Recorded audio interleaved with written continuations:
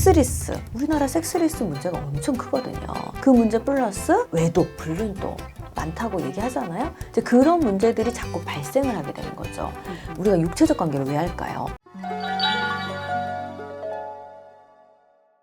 부부가 왜 싸우는지 아세요? 제가 많은 분들한테 이런 질문을 하면 보편적으로는 이런 얘기를 합니다. 돈 때문이죠. 시집살이 때문이고요. 애 키우는 교육관이 너무 안 맞아. 그럴 수 있죠. 다 맞는 말입니다. 그런데 제가 한 8,000명 이상 상담하면서 이런 걸 느꼈어요. 같은 문제인데도 어떤 부부는 잘 풀어가는데 또 어떤 분들은 이혼까지 생각하는 경우가 많거든요. 이 차이를 만드는 원인은 뭘까요? 그래서 오늘은 부부가 왜 싸우는지에 대한 원인을 찾고 그 원인에 따른 해결책을 알려드릴게요. 자, 부부가 제일 많이 다투는 원인의 5가지 원인을 먼저 얘기해드릴게요. 첫 번째, 경제 문제입니다. 결혼을 준비하는 순간부터 이 돈 문제는 굉장히 예민해지기 시작합니다. 그때 단순하게 돈을 많이 쓰느냐 안 쓰느냐 뿐만이 아니라 소비 습관 다르죠? 재테크 습관 다르죠? 경제 관리하는 생각이 다르면 갈등을 할 수밖에 없습니다. 알뜰하게 살아가고자 하는 사람과 그래도 쓸 땐 좀 써야지 라고 생각하는 사람의 차이는 당연히 있을 수밖에 없거든요. 그래서 이 경제적인 문제를 잘 해결하지 못하면 생활 전반에 영향을 미칠 수밖에 없습니다. 두 번째는 생활 습관의 문제입니다. 생활 습관은 종류가 어마무시하게 많아요. 여러분이 결혼 전에 어떤 습관을 가지고 있었지만 결혼 후에는요, 습관을 좀 바꿀 필요가 있어요. 서로 함께 잘 살아가기 위해서요. 어떤 생활 습관이냐? 청소 엄청 중요하죠. 식습관, 먹는 거, 수면 습관, 그리고 말 습관. 예를 들어 한숨을 잘 쉬는 사람이 있어요. 그러면서 자신의 속에 있는 것들을 좀 끄집어내면서 스트레스를 푸는 사람이 있다고 칩시다. 그런데 이게 배우자의 한숨 소리를 들으며 뭔가 내가 잘못했나? 뭐가 문제 있나? 이런 생각이 드는 거예요. 당신 때문 아니야. 나 그냥 원래 한숨 쉬면서 이렇게 해. 근데 그게 배우자가 불편하면 멈출 수 있어야 되거든요. 그런 생각을 절대 안 해. 그러다 보니까 생활 습관의 전반적인 것들로 싸우는 경우가 많고요. 말 습관도 마찬가지입니다. 말을 할 때 나는 직설화법을 써. 돌려 말하는 거 난 못해 원래. 그러니까 나는 할 말 하겠어. 이런 말 습관을 갖고 있는 사람이 배우자가 난 당신이 그렇게 말할 때마다 너무 기분이 나빠. 이렇게 얘기하면 내가 말이 좀 기분 나쁠 수 있구나. 바꾸려고 생각을 해야 하거든요. 근데 그 생각을 안 해. 결혼 전과 결혼 후가 똑같은 거죠. 물론 이렇게 얘기하죠. 사람이 변하면 돼요? 난 원래 이런 사람이야. 그런데 우리는 결혼을 했으니 결혼한 사람에게 맞는 나의 행동과 패턴을 만들어가는 것도 필요하거든요. 근데 그런 의식을 갖고 있지 않는 문제가 이 생활 습관 전반에서 나오기 시작합니다. 화장실을 사용했다 쳐요. 화장실을 사용하고 나면은 우리가 뒷처리를 좀 깔끔하게 해야 되잖아요. 근데 결혼 전에 내가 그런 걸 할 생각을 하지 않았어. 근데 배우자가 들어갈 때마다 뒷처리가 잘 안 돼 있는, 예를 들어 머리카락이 좀 떨어졌으면 머리카락도 좀 지우려고 하고, 양치를 해서 칫솔을 아무데나 그냥 놔뒀다면 제자리 좀 꽂으려고 하고, 이런 작은 아주 별거 아닌 이런 거지만 부부간에서의 감정, 이 사소한 것들이 매우 쌓인다는 거죠. 그 사소한 습관을 바꾸지 않으면 결혼은 굉장히 흔들릴 수밖에 없다. 이걸 조율을 하고 새로운 습관으로 만들 생각을 해야 된다는 겁니다. 세 번째는 결혼을 처음 시작할 때는 둘이 신혼 두 사람만 잘 관계를 하면 되지만 이제 하다 보면 아이가 생길 수 있잖아요. 그럼 이게 육아관 차이로 갈등을 하는 경우가 굉장히 많아요. 아이가 태어났을 때 갈등을 하기도 하지만 아이를 낳느냐 낳지 않느냐의 문제로 싸우고 갈등하는 경우도 굉장히 많습니다. 자, 우리가 세상이 아무리 바뀌어도 현재까지는 여자가 아이를 낳죠. 그러면 이제 여자들은 호르몬 변화도 있고 또 환경이 많이 바뀌잖아요. 근데 이런 환경이 바뀌는 상황들, 그리고 마음, 이런 것들을 서로 안전하게 만들어줄 수 있는 것부터 시작해서 아이가 태어났을 때 교육 가치관, 이런 것들을 잘 만들어가면 좋은데, 제가 싸우는 부부 중에 이런 부부를 많이 봤어요. 아이를 가르치는 것 중에 맞으면서 커야 된다, 이렇게 생각하는 남편이 있어요. 근데 어떻게 애를 때릴 수가 있어? 네가 사람이냐? 이걸로 싸우는 집이 많다고요. 또 아니면 아내가 막 애한테 짜증을 내. 그러니까 일이 많고 피곤하니까 짜증이 나요. 근데 우리 남편은 너가 짜증내는 소리가 너무 듣기 싫어. 그러니까 난 집에 정말 오기가 너무 불편해. 그러다 보니까 또 아내는 다시 짜증이 나. 이렇게 악순환에 빠지는 육아 가치관들을 갖고 있는 경우가 많다는 거예요. 네 번째는 C월드, 처월드 문제가 있죠.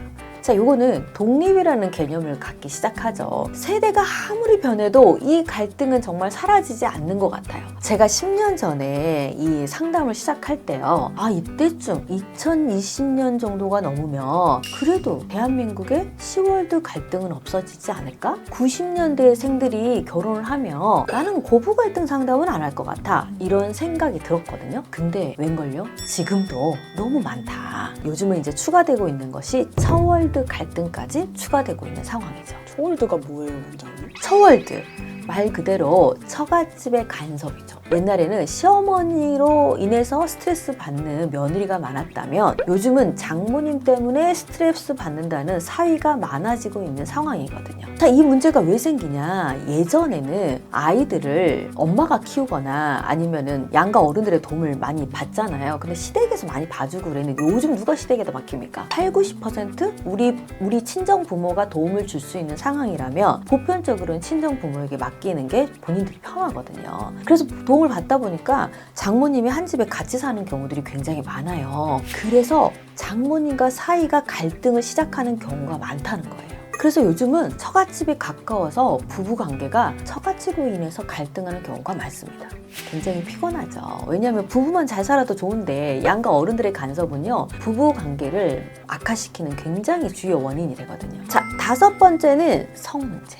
부부관계 엄청 중요하죠. 저 굉장히 많은 패턴들을 봤는데요. 한 6, 7년 정도 연애를 하고 결혼해요. 근데 이제 연애를 처음에 초반 시작할 때는 그 성적으로 좀 뜨거웠단 말이지. 근데 6년, 7년을 연애하다 보니까 어느 날부터 성관계를 하지 않고 있는 상황에서 결혼을 한 거예요. 근데 그들은 문제를 인지를 하지 못한 상태야. 그러다 보니 결혼하고 나서도 부부관계를 하지 않아. 그래서 이게 정상인가? 이게 맞나? 근데 뭐 특히 욕구가 생기지 않아. 그런 것들 때문에 불편한 경우도 굉장히 많고, 이 성 문제는 부부가 사랑을 나누는 또 사랑을 표현하는 방법 중에 하나잖아요. 근데 한 명은 원하는데 한 명이 원하지 않아. 그러면 사랑받는다는 느낌이 들겠어요, 안 들겠어요? 안 들죠. 그래서 단순하게 성적 욕구를 해결하는 그런 문제가 아니고 사랑을 받느냐 안 받느냐의 문제죠. 근데 이 문제를 잘 해결하지 못하면 어떤 문제가 생기기 시작하냐면 섹스리스. 우리나라 섹스리스 문제가 엄청 크거든요. 그 문제 플러스 외도, 불륜도 많다고 얘기하잖아요. 이제 그런 문제들이 자꾸 발생을 하게 되는 거죠. 물론 전 이 성이라는 게 육체적 관계만 말하는 것은 아닙니다. 우리가 육체적 관계를 왜 할까요? 왜 해요? 왜 하는 거예요? 나 사랑하니까.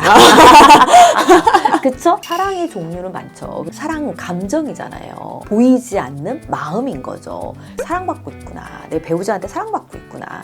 이런 느낌이 들어야 되는데 그런 느낌이 들지 않아. 그러면 부부관계가 흔들릴 수밖에 없다. 자, 그래서 말씀드린 이 5가지 영역이 부부간에서 어떤 차이가 있는지, 무엇 때문에 이렇게 갈등하는지를 모르면 내 생각이 맞는데 네 생각은 틀려의 개념으로 대화를 하기 시작하죠. 대화가 되겠어요? 결론적으로 얘기하면 이런 문제들이 소통이 안 돼서 일어나는 문제라는 거예요. 그럼 소통을 하기 위해서 우리는 어떤 방법으로 소통할 수 있어야 되느냐, 요걸 찾아가는 것이 되게 중요하겠죠. 제가 상담을 할 때 이런 질문을 합니다. 남편분은 어떤 분이세요? 우리 아내분은 어떤 분이세요? 이렇게요. 여기서 대부분의 내담자들이 그 대답을 잘 못합니다. 자, 그 원인은 내가 가까운 사람이기 때문에 잘 알고 있다는 착각에서부터 시작합니다. 서로의 성향과 성격을 사실은 잘 모르는 거예요. 그러다 보니 소통 방식의 한계를 느끼게 되고 대화가 되지 않죠. 자, 서로에 대해서 잘 알지 못하게 되면 당연히 소통이 안 될 수밖에 없고, 소통이 안 되면 배우자에 대해서 알 수 없으니 이 질문에 답을 하기가 어려운 거예요. 제가 초반에 같은 위기를 겪어도 잘 해결하는 부부가 있다고 말씀드렸잖아요. 이 문제를 고민하는 사람과 잘 해결하는 사람에는 차이가 있습니다. 그 사람의 성향을 잘 알고 있느냐, 잘 알고 있지 않느냐, 그리고 이거를 알고 있는 상황에서 좋은 습관으로 만든 사람과 그렇지 않은 사람의 차이가 있는 거죠. 자, 그래서 저는 내담자들에게 그냥 이렇게 얘기하세요, 저렇게 얘기하세요 하지 않습니다. 기본적으로는 배우자에 대한 이해가 없는 상태에서는 나랑 무엇이 다르구나를 모르기 때문에 그 문제를 해결하지 못하는 문제가 있죠. 그래서 첫 번째 하는 방법은 내가 어떤 성향인지, 내 배우자가 어떤 성향인지 알기 위해서 자연 심리 검사를 합니다. 자연 심리 검사는 객관적인 지표이기 때문에 개인적인 주관의 판단으로 이 사람을 판단할 수는 없어요. 그 사람이 가지고 있는 내면의 세계이기 때문에. 자, 이 검사는 8가지 성향으로 분류를 해놨어요. 그런데 8가지가 단 하나씩 있는 게 아니고 여러 가지 조합이 가능하죠. 그래서 뭐 80억 인구가 이 8가지 다 맞다 이것은 아닙니다. 우리가 가지고 태어난 기질도 있죠. 애들 키워보다 보면 저도 아이가 셋인데 성격이 다 다르거든요. 그래서 그 타고난 성향과 방금 말씀드린 8가지 나의 성향들 이런 것들이 조합이 돼서 어떤 성격들이 만들어지기 시작하죠. 그 성격이 다르면 우리는 같은 문제를 다르게 보는 가치관 차이, 관점의 차이가 매우 다를 수밖에 없습니다. 자, 이 검사지로 인해서 우리가 어떤 문제를 해결할 수 있는지 사례를 하나 얘기해 드리도록 할게요. 제 내담자 중에 와이키키 남편과 미로 아내가 있어요. 자, 미로 아내는 안정적이고 살아가는 게 되게 중요하고 걱정과 불안이 많아요. 그래서 계획돼 있는 일을 좋아하고 계획적으로 살아가는 게 매우 중요한 사람이고, 우리 와이키키 성향은 오늘 갑자기 눈 떴는데 기분이 좋아. 오늘 날씨도 너무 좋아. 놀러 가자. 갑자기 일어나는 이벤트를 굉장히 좋아하는 사람이거든요. 그럼 안정적으로 살아가는 사람 입장에서는 갑자기 일어나는 일을 싫어할 수밖에 없고, 또 이 이벤트가 즐거운 사람 입장에서는 아내와 함께하고 싶어서 즐거움을 같이 나누고자 해서 얘기했는데 매우 싫다고 얘기를 하면 둘이 싸울까요, 안 싸울까요? 싸울 것 같아요. 맞아요. 그런 갈등과 싸움이 굉장히 많습니다. 그런데 이걸 이제 알게 되죠.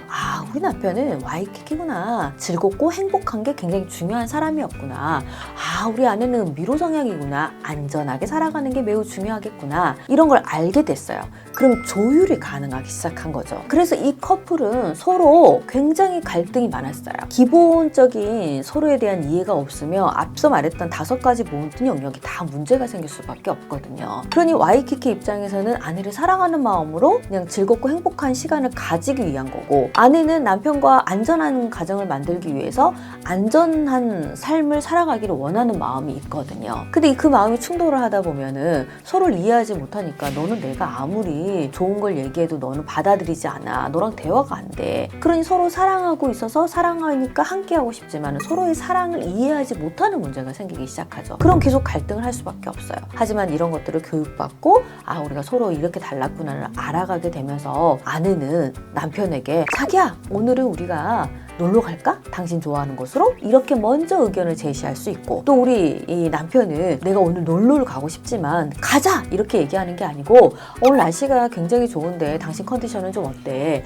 우리 바람을 쐬도 괜찮겠어? 라고 물어볼 수 있는 에너지, 이런 게 필요한데 내가 좋으면 너도 좋아할 거야. 이런 막연한 생각으로 자신들이 원하는 것들을 주장창 찾기 시작하게 되는 거죠. 자, 혹여 여러분이 이걸 들으면서 내 배우자 왜 저래? 이런 생각이 들었다면 자연심리 검사를 진행해 보시면 좋겠습니다. 이 고정 댓글에 올려놓을게요. 제가 오랜 시간 동안 상담을 하면서 느끼는 거는 부부관계에서는 존중과 배려가 굉장히 중요하죠. 그건 다 알아요, 이론적으로. 하지만 실질적으로 내가 존중받는 느낌, 또 내가 존중해주는 방법이 서로 다를 수밖에 없고, 근데 어떤 영역에서는 존중받는 느낌이 들지만 그렇지 않은 부분들이 많거든요. 그러니 서로를 이해하는 순간 존중하는 방법도 생길 수 있고 배려받는 것도 만들어갈 수 있거든요. 결혼 전에 내가 아무리 익숙한 습관으로 살아갔다고 해도, 그리고 또 내가 결혼을 해서 내 배우자가 불편하다면 서로 그 불편한 것들을 해소해주고 안전하게 만들어갈 수 있는 마음의 힘이 제일 중요합니다. 자, 마음의 힘을 기르는 방법은 일단 배우자가 이해가 돼야 되고, 내가 하는 말이나 내 언어들이 배우자에게 어떤 영향을 미치는지 나부터 알아가는 시간을 가지시는 게 제일 중요합니다. 자, 그래서 오늘 제가